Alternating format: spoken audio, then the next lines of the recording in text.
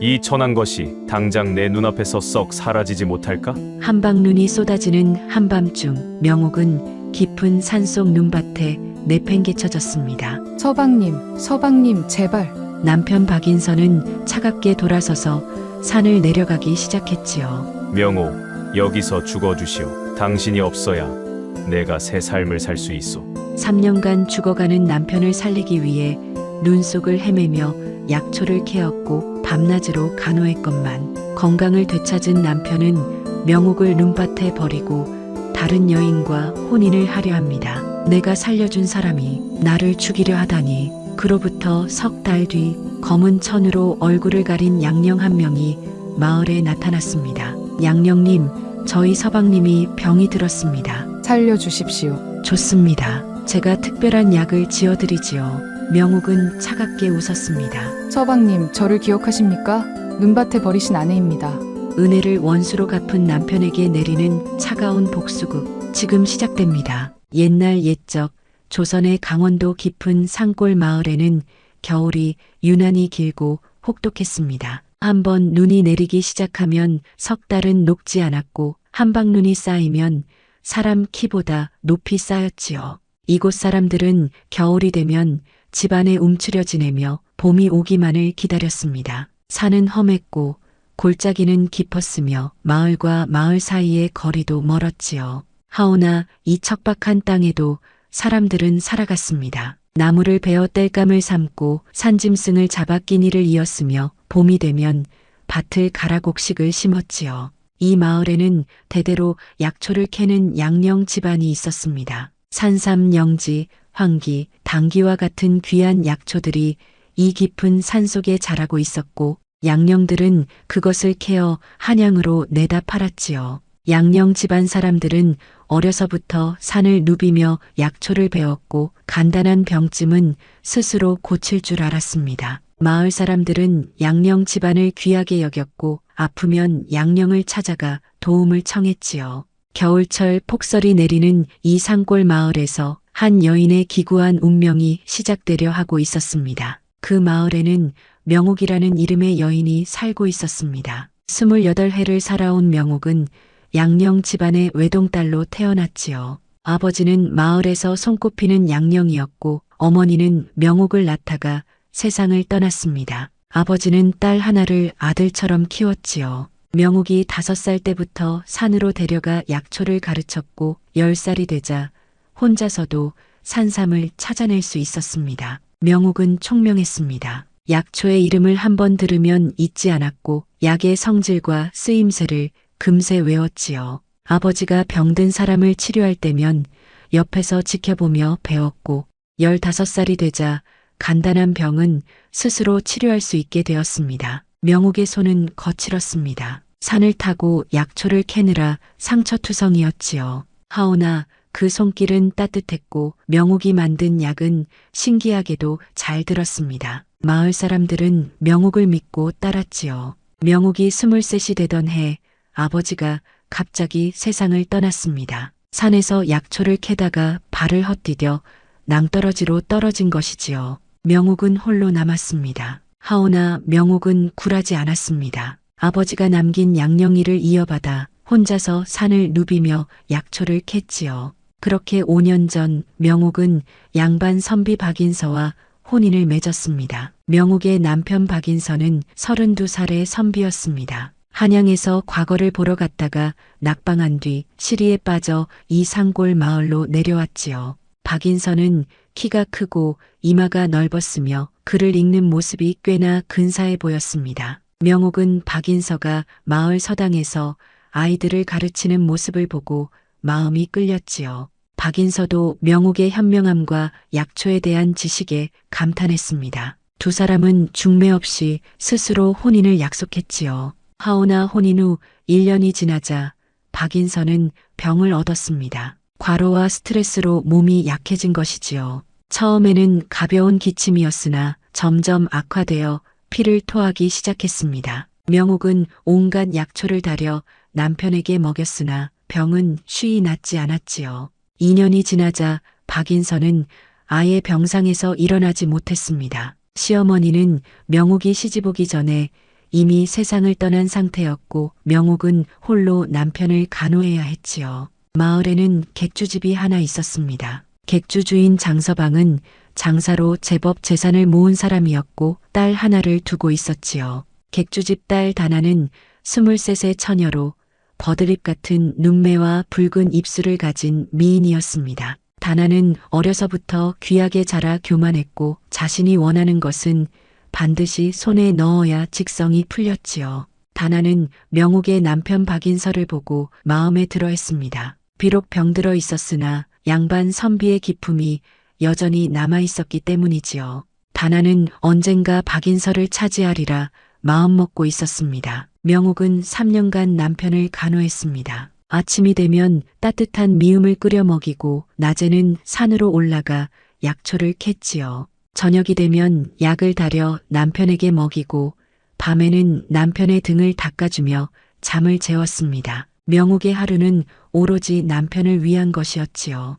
박인서는 점점 야위어 갔습니다. 뼈만 앙상하게 남은 몸으로 기침을 하며 명옥을 바라볼 때마다 미안함이 가득한 눈빛을 보냈지요. 명옥 미안하오. 내가 이렇게 무능한 남편이라. 명옥은 고개를 저었습니다. 서방님, 그런 말씀 마십시오. 곧 나으실 것입니다. 명옥은 희망을 버리지 않았습니다. 어느 겨울날 명옥은 깊은 산속으로 들어갔습니다. 10년에 한 번 나온다는 영지버섯을 찾기 위해서였지요.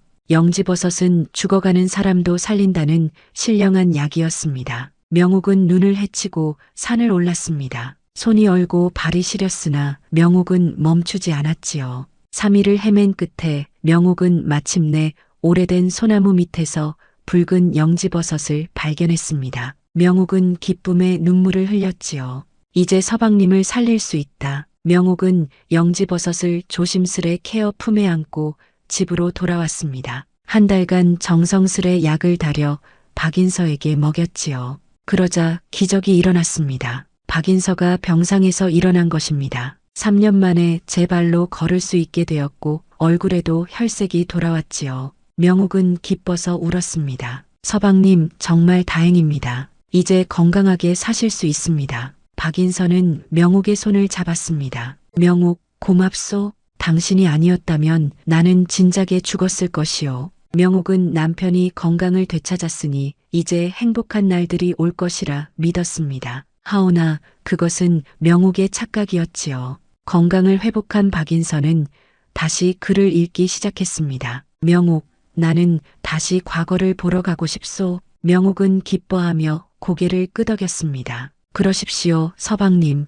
제가 뒷바라지하겠습니다. 박인서는 낮에는 글을 읽고 밤에는 글을 썼지요. 명옥은 남편이 공부에 전념할 수 있도록 살림을 꾸렸습니다. 하오나 박인서의 태도가 조금씩 변하기 시작했습니다. 명옥을 대하는 눈빛이 예전 같지 않았고 말투도 냉랭해졌지요. 명옥, 옷이 남루하오. 좀 더 깨끗한 옷을 입지 그러시오. 명옥은 자신의 옷을 내려다보았습니다. 산에 다니며 약초를 캐느라 옷이 낡고 해진 것이 사실이었지요. 죄송합니다, 서방님. 곧 새 옷을 지어 입겠습니다. 박인서는 한숨을 쉬었습니다. 이제 내가 건강을 되찾았으니 더 나은 삶을 살아야 하지 않겠소. 명옥은 남편의 말뜻을 이해하지 못했습니다. 더 나은 삶이란 무엇을 뜻하는 것일까요? 어느 날 박인서가 장에 간다며 집을 나갔습니다. 명옥은 남편이 필요한 것이 있을까 싶어 함께 가려 했으나 박인서는 거절했지요.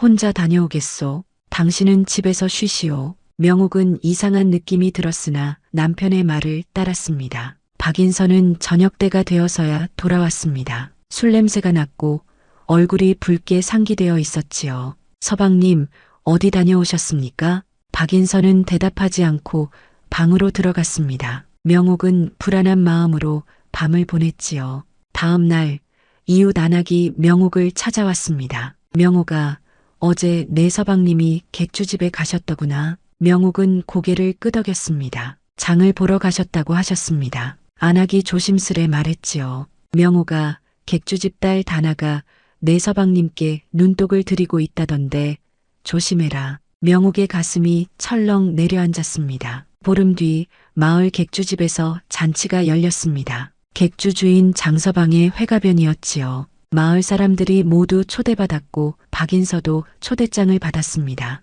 명옥은 남편과 함께 객주집으로 향했지요. 객주집은 마을에서 가장 큰 기와집이었고 마당에는 여러 상이 차려져 있었습니다. 명옥과 박인서가 도착하자 객주 주인이 반갑게 맞이했습니다. 박선비, 어서 오시게. 이리 앉으시게. 박인서는 상석에 앉았고 명옥은 여인들이 모인 곳으로 갔지요. 잔치가 시작되고 음식과 술이 돌았습니다. 그때 화려한 비단옷을 입은 여인이 나타났습니다. 객주집 딸 다나였지요.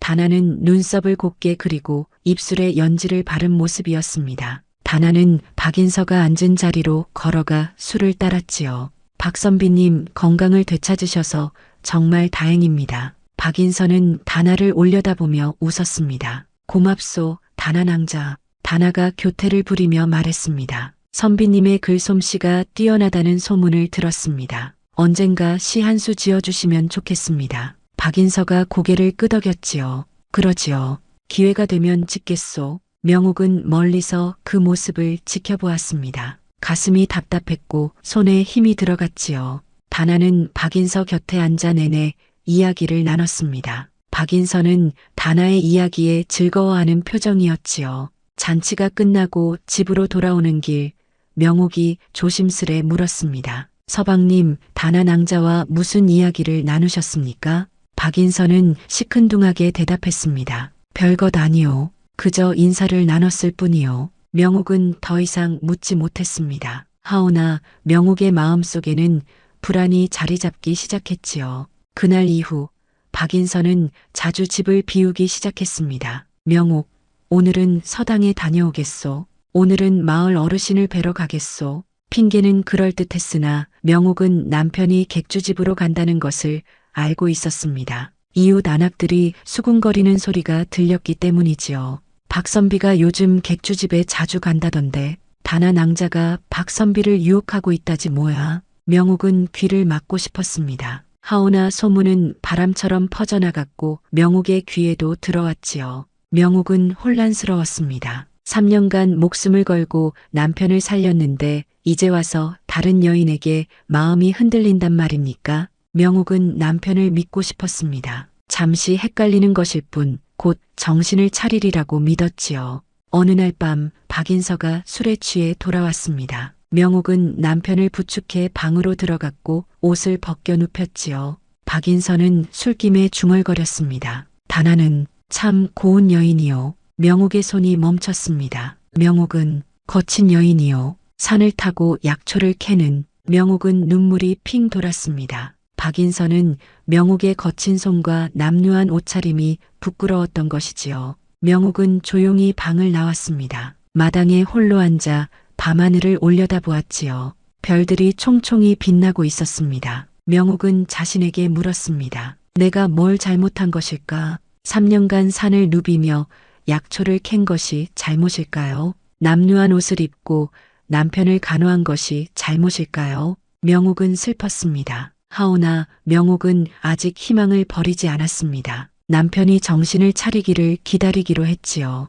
가을이 지나고 겨울이 찾아왔습니다. 어느 날 객주 주인 장서방이 명옥의 집을 찾아왔습니다. 명옥은 손님을 맞이하며 차를 내왔지요. 장서방은 박인서만 상대했고 명옥은 거들떠보지도 않았습니다. 박선비, 제가 오늘 좋은 제안을 하러 왔습니다. 박인서가 귀를 기울였지요. 장서방이 말을 이었습니다. 우리 딸 다나가 선비님을 흠모하고 있습니다. 박인서는 당황한 표정을 지었으나 입가에는 미소가 맴돌았지요. 그것 참 과찬이십니다. 장서방이 손을 내저었습니다. 과찬이 아닙니다. 제가 보기에도 선비님은 훌륭한 분이십니다. 장서방은 잠시 명옥을 흘끔 보더니 다시 박인서에게 시선을 고정했습니다. 선비님, 우리 딸을 첩으로 들이시지 않겠습니까? 명옥은 손에 들고 있던 잔을 떨어뜨릴 뻔했습니다. 박인서는 침묵했지요. 장서방이 계속 말했습니다. 제가 선비님의 과거 공부를 돕겠습니다. 한양에 갈 비용도 되고 좋은 스승도 소개해드리겠습니다.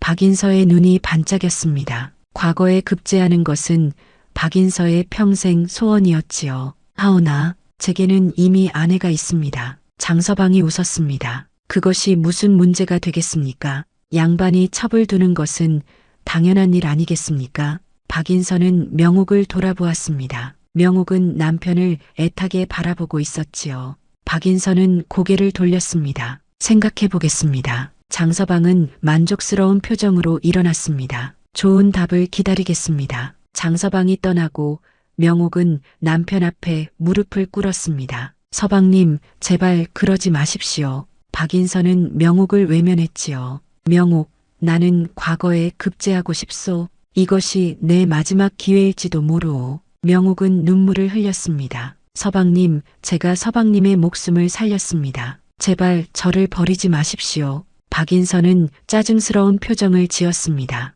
그것은 아내의 도리일 뿐이요. 내가 특별히 감사해야 할 일은 아니오. 명옥은 가슴이 무너지는 것 같았습니다. 명옥은 밤새 눈물을 흘렸습니다. 다음 날 아침 명옥은 눈이 퉁퉁 부은 채 마당에 나왔지요. 그때 대문 밖에서 누군가 부르는 소리가 들렸습니다. 명옥아, 명옥아. 명옥이 대문을 열자 마을에 늙은 무당 설아가 서 있었습니다. 설아는 70이 넘은 나이로 온몸에 하얀 머리카락이 성성했지요. 설아 어머니, 어찌 오셨습니까? 설아는 명옥의 얼굴을 자세히 들여다보았습니다. 명옥아, 내 애군이 보인다. 명옥은 깜짝 놀랐습니다. 무슨 말씀이십니까? 설아가 한숨을 쉬었습니다. 내 남편이 배은망덕한 짓을 하려 하고 있다. 조심해야 한다. 명옥은 고개를 숙였습니다. 이미 알고 있습니다. 설아는 품에서 작은 부적 하나를 꺼냈습니다. 붉은 천에 노란 글씨가 적혀 있는 부적이었지요. 이것을 지니고 있어라. 위험한 순간이 올 것이다. 명옥은 부적을 받아들었습니다. 감사합니다, 어머니. 설아는 명옥의 손을 꼭 잡았습니다. 명옥아, 내가 살려준 사람이 너를 죽이려 할 것이다. 절대 방심하지 마라. 명옥은 소름이 돋았습니다. 죽인다니요? 설마 그럴 리가. 설아가 고개를 저었습니다. 사람의 마음은 알 수 없는 법이다. 특히 욕심에 눈이 먼 사람은 더욱 그러하지. 설아는 그 말을 남기고 떠났습니다. 명옥은 부적을 품에 넣고 불안한 마음으로 하루를 보냈지요. 며칠 뒤 박인서가 명옥에게 말했습니다. 명옥, 내가 장서방의 제안을 받아들이기로 했소. 명옥은 고개를 저었습니다. 서방님, 안 됩니다. 박인서는 화를 냈지요. 왜 안 돼요? 이것이 우리 집안을 일으킬 기회요. 명옥은 남편 앞에 무릎을 꿇었습니다. 서방님, 제가 3년간 서방님의 목숨을 살렸습니다. 눈 속을 헤매며 영지버섯을 캐어드렸고 밤낮으로 간호했습니다.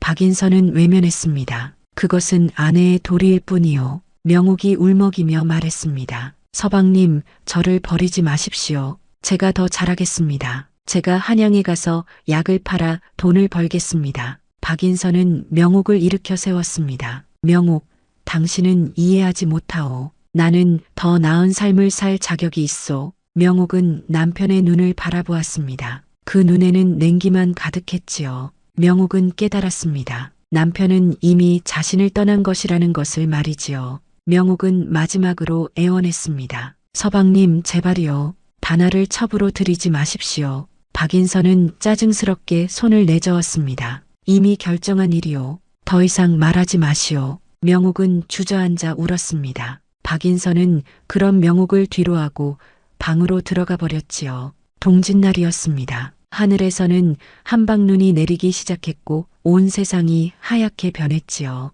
저녁 무렵 박인서가 명옥을 불렀습니다. 명옥, 함께 산에 가자. 명옥은 놀랐습니다. 이 눈속을 말입니까? 박인서가 고개를 끄덕였습니다. 내일부터 장서방 댁에 가서 묵을 것이요. 그 전에 산삼을 하나 더 캐고 싶소. 명옥은 의아했습니다. 서방님께서 직접 가시겠다는 말씀이십니까? 박인서가 웃었습니다. 그렇소. 이제는 내가 건강하지 않소. 당신이 가르쳐준 대로 산삼을 캐고 싶소. 명옥은 남편의 말을 믿었습니다. 어쩌면 남편이 마음을 돌린 것은 아닐까 하는 희망을 품었지요. 두 사람은 눈속을 헤치며 산으로 올라갔습니다. 눈은 점점 더 거세게 내렸고 바람이 몰아쳤지요. 1시즌쯤 걸어 깊은 산속에 도착했습니다. 주변에는 아무도 없었고 눈보라만 휘몰아쳤지요. 박인서가 갑자기 멈춰 섰습니다. 명옥, 예, 서방님. 박인서가 명옥을 돌아보았습니다.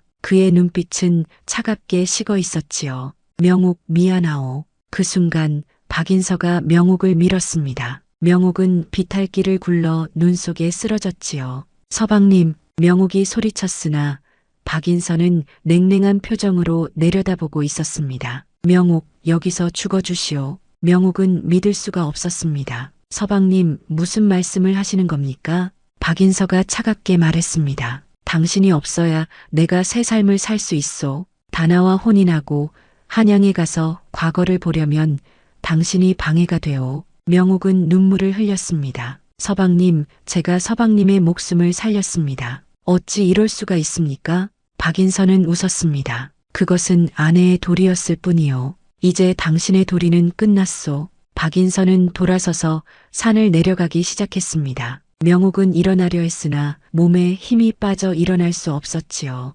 눈보라는 점점 더 거세졌고 명옥의 몸은 눈에 묻히기 시작했습니다. 서방님, 서방님. 명옥의 목소리는 눈보라에 묻혀 사라졌습니다. 명옥은 눈 속에 쓰러진 채 의식이 흐려져 갔습니다. 손발이 얼어붙고 몸이 점점 차가워졌지요. 눈은 계속 내렸고 명옥의 몸을 덮었습니다. 이렇게 죽는 것인가? 명옥은 눈을 감았습니다. 3년간의 기억이 주마등처럼 스쳐 지나갔지요. 병든 남편을 간호하던 날들, 눈 속을 헤매며 영지버섯을 찾던 날, 남편이 건강을 되찾고 기뻐하던 순간들이 떠올랐습니다. 내가 뭘 잘못한 것일까? 명옥은 억울했습니다. 목숨을 살려준 은인을 배신하고 눈 속에 버리다니 말이지요. 그때 명옥의 품속에서 무언가 따뜻한 기운이 느껴졌습니다. 설아가 준 부적이었지요. 부적은 붉은 빛을 내며 따뜻하게 빛났습니다. 신기하게도 명옥의 몸에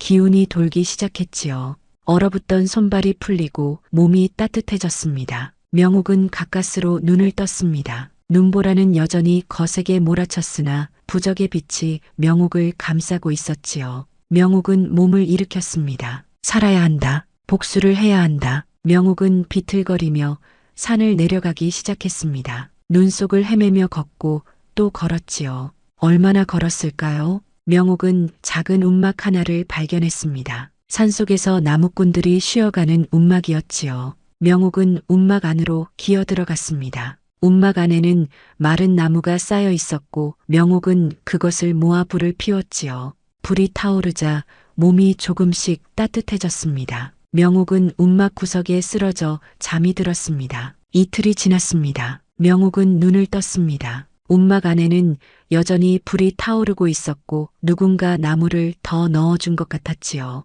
정신이 드는구나. 명옥은 고개를 돌렸습니다. 움막 입구에 설아가 서 있었습니다. 설아, 어머니. 명옥은 울음을 터뜨렸습니다. 설아는 명옥 곁에 앉아 등을 쓰다듬어 주었지요. 울지 마라, 명옥아. 내가 살아났다. 명옥은 설아의 품에 안겨 한참을 울었습니다. 어머니, 제 남편이 저를 죽이려 했습니다. 설아는 고개를 끄덕였습니다. 알고 있다. 그래서 내가 여기 와서 기다리고 있었다. 명옥은 눈물을 닦았습니다. 어머니, 저는 어찌해야 합니까? 설아는 명옥을 똑바로 바라보았습니다. 복수해야지. 내 방식으로 말이다. 명옥은 고개를 들었습니다. 복수요? 설아가 말했습니다. 그렇다. 내 남편은 은혜를 원수로 갚았다. 그런 자는 반드시 대가를 치러야 한다. 명옥은 주먹을 불끈 쥐었습니다. 분노가 치밀어 올랐지요. 설아가 계속 말했습니다. 하오나 명옥아, 복수는 지혜롭게 해야 한다. 감정에 휩싸이면 실패한다. 명옥은 고개를 끄덕였습니다. 가르쳐 주십시오, 어머니. 설아는 미소를 지었습니다. 내가 가진 가장 큰 무기가 무엇이냐? 명옥은 생각했습니다. 약초, 의술입니다. 설아가 고개를 끄덕였습니다. 바로 그것이다. 내가 살린 자를 다시 죽일 수도, 다시 살릴 수도 있는 것이 바로 내 힘이다. 명옥은 깨달았습니다. 자신에게는 남편을 벌할 수 있는 힘이 있다는 것을 말이지요. 설아는 명옥에게 따뜻한 차를 건넸습니다. 우선 몸을 추스르거라. 그리고 천천히 계획을 세워라. 명옥은 차를 마시며 생각했습니다. 어떻게 복수할 것인가를 말이지요. 명옥은 설아의 움막에서 석 달을 보냈습니다. 설아는 명옥에게 음식을 해주고 몸을 추스를 수 있도록 도와주었지요. 어느 날 설아가 명옥에게 말했습니다. 명옥아, 내가 알아야 할 것이 있다. 명옥은 귀를 기울였습니다. 설아는 품에서 작은 보자기를 꺼냈습니다. 보자기를 풀자 붉은 영지버섯 한 조각이 나왔지요. 이것이 제가 캐어드린 영지버섯입니까? 설아가 고개를 끄덕였습니다. 그렇다. 내가 남편에게 먹인 영지버섯의 나머지 조각이다. 명옥은 놀랐습니다. 어찌 이것을 가지고 계십니까? 설아가 말했습니다. 내가 영지버섯을 캐던 날 내가 몰래 뒤를 따라갔다. 그리고 내가 떨어뜨린 조각을 주워왔지. 설아는 영지버섯을 명옥에게 건넸습니다. 명옥아, 이 영지버섯은 10년에 한 번 나오는 신령한 약이다. 죽어가는 자를 살릴 수도 있지만 쓰임에 따라서는 독이 될 수도 있다. 명옥은 눈을 크게 떴습니다. 독이라니요? 설아가 고개를 끄덕였습니다. 영지버섯을 특별한 방법으로 다리면 느린 독이 된다. 먹은 사람은 서서히 기력을 잃고 결국 다시 병에 걸린다. 명옥은 영지버섯을 바라보았습니다. 그렇다면 설아가 말을 이었습니다. 내 남편이 건강을 되찾은 것은 내 덕분이다. 하오나 그 건강은 영지버섯의 기운으로 유지되는 것이지 완전히 나은 것이 아니다. 명옥은 깨달았습니다. 그렇다면 서방님은 또다시 병이 들 수도 있다는 말씀이십니까? 설아가 고개를 끄덕였습니다. 그렇다. 특히 내가 만든 특별한 약을 먹으면 말이다. 명옥은 영지버섯을 꼭 쥐었습니다. 복수의 방법이 보이기 시작했지요. 설아는 명옥에게 또 다른 이야기를 들려주었습니다. 명옥아, 내 남편은 이미 마을 사람들에게 내가 눈 속에서 길을 잃고 죽었다고 말하고 다녔다. 명옥은 이를 악물었습니다. 그리고 보름 뒤에 다나와 혼인을 치를 예정이라고 한다. 명옥의 눈에서 불꽃이 튀었습니다. 어머니, 저는 돌아가겠습니다. 복수를 하겠습니다. 설아는 명옥의 손을 잡았습니다. 조심해라, 명옥아. 복수는 칼날과 같아서 잘못 다루면 내가 다친다. 명옥은 고개를 끄덕였습니다. 알겠습니다, 어머니. 명옥은 설아의 움막에서 복수 계획을 세웠습니다. 설아는 명옥에게 여러 약초의 쓰임새를 더 자세히 가르쳐 주었지요. 명옥아, 복수에는 두 가지 방법이 있다. 하나는 칼로 베는 것이고 다른 하나는 도구로 서서히 죽이는 것이다. 명옥은 귀를 기울였습니다. 칼로 베는 복수는 빠르지만 내가 죄인이 된다. 하오나 도구로 서서히 죽이는 복수는 느리지만 아무도 내 죄를 알지 못한다. 명옥은 고개를 끄덕였습니다. 저는 느린 복수를 선택하겠습니다. 설아가 미소를 지었습니다. 현명한 선택이다. 명옥은 매일 약초를 다리는 연습을 했습니다. 영지버섯을 특별한 방법으로 다려 느린 독을 만드는 법을 익혔지요. 처음에는 실패했으나 점점 완벽해졌습니다. 어느 날 명옥은 설아에게 물었습니다. 어머니, 복수를 하고 나면 제 마음이 편해질까요? 설아는 명옥을 바라보았습니다. 명옥아, 복수는 마음을 편하게 하지 못한다. 다만 정의를 바로 세울 뿐이다. 명옥은 고개를 숙였습니다. 그렇다면 제가 왜 복수를 해야 합니까? 설아가 대답했습니다. 은혜를 원수로 갚은 자를 그냥 두면 세상의 도리가 무너진다. 내가 복수하는 것은 내 원한을 풀기 위함이 아니라 세상의 도리를 바로 세우기 위함이다. 명옥은 깨달았습니다. 자신의 복수는 사적인 감정이 아니라 정의를 세우는 일이라는 것을 말이지요. 명옥은 마음을 가다듬었습니다. 분노는 여전히 있었으나 이제 그 분노는 차갑게 식었습니다. 뜨거운 분노는 판단을 흐리지만 차가운 분노는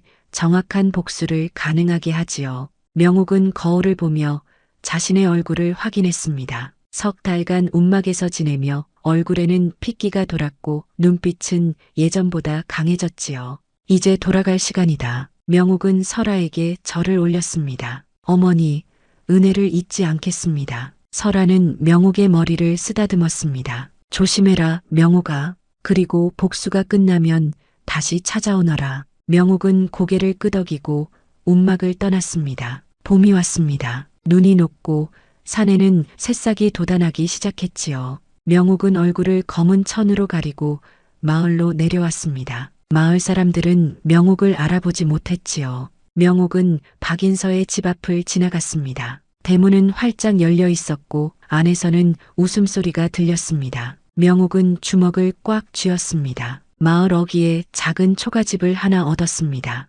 명옥은 그곳에서 양령으로 위장하고 마을 사람들을 치료해주기 시작했지요. 이 양령은 솜씨가 좋구먼. 그러게 말이야. 어디서 온 분인지는 모르겠지만 약 솜씨가 훌륭해. 명옥의 소문은 금세 퍼졌습니다. 보름 뒤 객주 주인 장서방이 명옥을 찾아왔습니다. 양령님, 우리 사위가 몸이 좋지 않다고 합니다. 좀 살펴봐 주시겠습니까? 명옥은 속으로 웃었습니다. 그러지요. 명옥은 장서방을 따라 박인서의 집으로 향했습니다. 대문을 들어서자 명옥은 안채를 바라보았습니다. 예전에 자신이 살던 집이었지요. 안채에는 다나가 배를 안고 앉아 있었습니다. 임신한 배가 제법 불렀지요. 명옥은 이를 악물었습니다. 방 안에는 박인서가 누워 있었습니다. 얼굴이 창백하고 기침을 하고 있었지요. 명옥은 얼굴을 가린 채 박인서를 진찰했습니다. 박인서는 명옥을 알아보지 못했습니다. 양령님, 제가 무슨 병입니까? 명옥은 차분하게 대답했습니다. 기력이 약해지신 것 같습니다. 좋은 약을 지어드리겠습니다. 명옥은 집으로 돌아가 약을 지었습니다. 영지버섯을 특별한 방법으로 달여 느린 독을 만들었지요. 이 약을 먹으면 박인서는 서서히 기력을 잃고 다시 병에 걸릴 것입니다. 명옥은 약을 들고 박인서의 집으로 향했습니다. 명옥은 박인서에게 약을 건넸습니다. 이 약을 하루에 3번, 보름간 드십시오. 박인서는 감사하다는 말을 하며 약을 받았습니다. 다나도 옆에서 고마워했지요. 양령님, 고맙습니다. 저희 서방님을 잘 부탁드립니다. 명옥은 고개를 끄덕이고 집을 나왔습니다. 보름이 지났습니다. 박인서는 약을 성실히 복용했지요. 처음에는 몸이 좋아지는 것 같았으나 보름이 지나자 갑자기 쓰러졌습니다. 서방님, 다나는 황급히 의원을 불렀으나 의원들도 원인을 알 수 없었지요. 박인서의 병은 점점 악화되었습니다. 얼굴은 창백해지고 기침은 심해졌으며 피를 토하기 시작했습니다. 한 달이 지나자 박인서는 다시 병상에 누워 일어나지 못하게 되었지요. 다나는 울며 여러 의원을 찾아갔으나 아무도 박인서를 고치지 못했습니다. 어느 날 명옥이 다시 박인서의 집을 찾아왔습니다. 제가 소문을 듣고 다시 왔습니다. 환자분의 상태가 어떻습니까? 다나는 울며 말했습니다. 양령님께서 주신 약을 먹고 잠깐 좋아지는 듯 했으나 갑자기 더 악화되었습니다. 명옥은 박인서를 진찰했습니다. 박인서는 뼈만 앙상하게 남은 모습이었지요. 명옥은 속으로 쾌재를 불렀으나 겉으로는 근심하는 표정을 지었습니다. 환자분의 병이 깊습니다. 제가 특별한 약을 지어드리겠습니다. 명옥은 다시 집으로 돌아가 약을 지었습니다. 이번에는 해독제와 독약을 함께 준비했지요.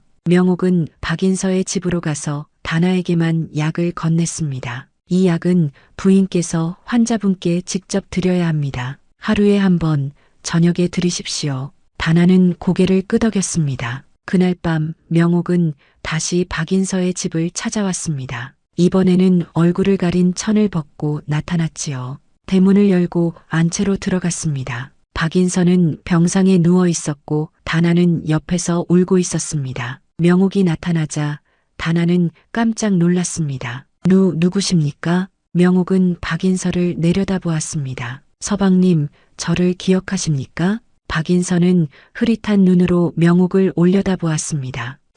명옥? 박인서의 얼굴이 창백해졌습니다. 네, 내가 어떻게... 명옥은 차갑게 웃었습니다. 서방님께서 눈밭에 버리신 아내입니다. 다나는 경악했습니다. 뭐라고요? 이분이 명옥이라고요? 명옥은 다나를 돌아보았습니다. 그렇습니다. 저는 이 집안의 정실 부인이었지요. 다나는 뒷걸음질 쳤습니다. 하지만 서방님께서 당신이 눈 속에서 죽었다고. 명옥이 말을 끊었습니다. 죽지 않았습니다. 살아 돌아왔지요. 박인서는 벌벌 떨며 말했습니다. 명옥, 미안하오. 내가 잘못했소. 명옥은 박인서에게 다가갔습니다. 서방님, 제가 3년간 서방님의 목숨을 살렸습니다. 눈속을 헤매며 영지버섯을 케어드렸고 밤낮으로 간호했지요. 박인선은 고개를 끄덕였습니다. 알고 있소. 미안하오. 명옥이 차갑게 웃었습니다. 미안하다고요? 그 말로 모든 것이 용서된다고 생각하십니까? 명옥은 품에서 작은 약병을 꺼냈습니다. 이것이 무엇인지 아십니까? 박인선은 대답하지 못했습니다. 명옥이 말했습니다. 이것은 해독제입니다. 서방님께서 지금 앓고 계신 병을 낫게 할 수 있는 약이지요. 박인서의 눈이 반짝였습니다. 명옥, 제발 나를 살려주시오. 명옥은 고개를 저었습니다. 아닙니다. 저는 서방님을 살리지 않을 것입니다. 명옥은 약병을 도로 품에 넣었습니다. 서방님께서 저를 죽이려 했던 것처럼 저도 서방님이 죽는 것을 지켜보겠습니다. 박인선은 울며 애원했습니다. 명옥, 제발 나를 용서해 주시오. 명옥은 차갑게 대답했습니다. 용서는 없습니다. 서방님께서 저에게 용서를 베풀지 않았던 것처럼 말입니다. 다나는 명옥 앞에 무릎을 꿇었습니다. 명옥마님, 제발 저희 서방님을 살려주십시오. 제가 잘못했습니다. 명옥은 다나를 내려다보았습니다. 당신은 남의 남편을 빼앗았습니다. 그것이 잘못이지요. 명옥은 돌아서서 방을 나가려 했습니다. 그때 박인서가 다급하게 외쳤습니다. 명옥, 명옥, 제발. 명옥은 멈춰섰습니다. 잠시 생각하더니 다시 돌아왔습니다. 좋습니다. 서방님의 목숨만은 살려드리겠습니다. 박인서는 안도의 한숨을 쉬었습니다. 명옥은 품에서 해독제를 꺼냈습니다. 하오나 조건이 있습니다. 무엇이오? 명옥은 차갑게 웃었습니다. 평생 병자로 사십시오. 제가 3년간 서방님을 간호했던 것처럼 이제 서방님께서 평생 병상에 누워 지내십시오. 박인서의 얼굴이 일그러졌습니다. 명옥은 해독제를 박인서에게 먹였습니다. 하오나 그것은 완전한 해독제가 아니었지요. 병이 낫기는 하지만 평생 몸이 약해서 누워 지낼 수밖에 없는 약이었습니다. 보름이 지났습니다. 박인서는 병상에서 일어날 수 있게 되었으나 조금만 움직여도 숨이 차고 기력이 없었습니다. 평생 병자로 살아야 하는 몸이 된 것이지요. 다나는 그런 박인서를 간호하며 눈물을 흘렸습니다. 객주 주인 장서방은 사위가 쓸모없게 되자 딸을 다시 친정으로 데려갔지요. 다나야, 그런 병신을 왜 모시고 사느냐? 친정으로 돌아오너라. 다나는 눈물을 흘리며 친정으로 돌아갔습니다. 박인서는 홀로 남겨졌지요. 하인들도 모두 떠나고 박인서는 텅 빈 집에 홀로 누워 있었습니다. 명옥은 가끔 박인서의 집을 찾아갔습니다. 약을 가져다 주고 밥을 해주었지요. 박인서는 명옥을 보며 눈물을 흘렸습니다. 명옥, 미안하오. 명옥은 대답하지 않았습니다. 그저 밥을 떠먹여주고 약을 먹인 뒤 떠났지요. 명옥의 복수는 완성되었습니다. 박인서는 평생 병자로 살며 자신이 저지른 죄를 뉘우치게 될 것입니다. 명옥은 마을을 떠나기로 했습니다. 더 이상 이곳에 머물 이유가 없었기 때문이지요. 명옥은 설아를 찾아가 작별 인사를 했습니다. 어머니, 저는 이제 떠나겠습니다. 설아는 명옥을 안아주었습니다. 잘 가거라, 명옥아. 내가 원하는 삶을 살아라. 명옥은 고개를 끄덕였습니다. 저는 의녀가 되고 싶습니다. 가난한 사람들을 치료하며 살고 싶습니다. 설아는 미소를 지었습니다. 좋은 선택이다. 내 약솜씨라면 많은 사람을 살릴 수 있을 것이다. 명옥은 작은 보따리 하나를 메고 마을을 떠났습니다. 한양으로 향하는 길이었지요. 뒤돌아보니 산골 마을이 점점 작아지고 있었습니다. 명옥은 더 이상 뒤를 돌아보지 않았습니다. 앞만 보고 걸어갔지요. 3년이 흘렀습니다. 명옥은 한양에서 의녀가 되어 가난한 사람들을 치료하며 살고 있었습니다. 명옥의 약솜씨는 소문이 나서 한양 사람들이 명옥을 찾아왔지요. 명옥 의녀님, 고맙습니다. 덕분에 제 아이가 살아났습니다. 명옥 의녀님, 은혜를 잊지 않겠습니다. 명옥은 그들의 감사 인사를 받으며 미소를 지었습니다. 명옥은 특히 가난한 사람들을 더 많이 치료했습니다. 돈이 없어 의원을 찾지 못하는 사람들에게 무료로 약을 지어주었지요. 의녀님, 저희는 돈이 없습니다. 괜찮습니다. 그냥 드리겠습니다. 명옥은 자신이 받은 상처를 다른 사람들에게 되돌려주지 않기로 했습니다. 대신 선한 일을 하며 살기로 했지요. 어느 봄날 명옥은 한양 거리를 걷다가 익숙한 얼굴을 보았습니다. 박인서였지요. 박인서는 지팡이의 의지에 간신히 걷고 있었고 얼굴은 핏기 없이 창백했습니다. 명옥은 박인서를 지나쳤습니다. 박인서는 명옥을 알아보지 못했지요. 명옥은 뒤돌아보지 않고 걸어갔습니다. 이미 끝난 일이었기 때문입니다. 명옥은 깨달았습니다. 진정한 복수는 상대를 죽이는 것이 아니라 상대가 자신의 죄를 평생 뉘우치며 살게 하는 것이라는 것을 말이지요. 그리고 명옥 자신은 그 복수에 얽매이지 않고 새로운 삶을 살아가는 것이 진정한 승리라는 것을 깨달았습니다. 옛말에 이르길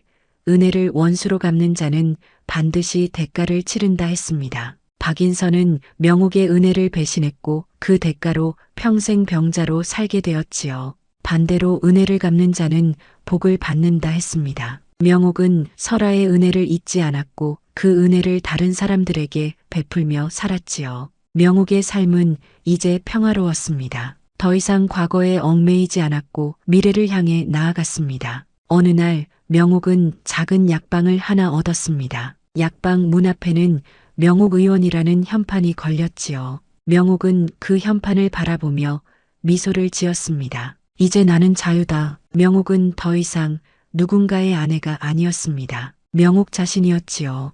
그리고 그것이 명옥이 원하던 삶이었습니다. 해가 지고 달이 떴습니다. 명옥은 약방 문을 닫고 하늘을 올려다보았습니다. 별들이 총총히 빛나고 있었지요. 명옥은 조용히 중얼거렸습니다. 설아 어머니, 저는 잘 살고 있습니다. 걱정하지 마십시오. 바람이 불어왔고 명옥의 머리카락이 흩날렸습니다. 명옥은 미소를 지으며 약방 안으로 들어갔지요. 내일도 많은 사람들이 명옥을 찾아올 것입니다. 그리고 명옥은 그들을 치료하며 선한 일을 계속할 것입니다. 은혜를 원수로 갚는 자는 벌을 받지만 은혜를 갚는 자는 복을 받습니다. 이것이 세상의 이치이고 명옥이 삶으로 증명한 진리였지요. 다음 영상을 빠르게 만나보시려면 좋아요와 구독을 눌러주세요. 그럼 더 재미있는 영상으로 찾아뵙겠습니다. 모두 행복한 하루 보내세요.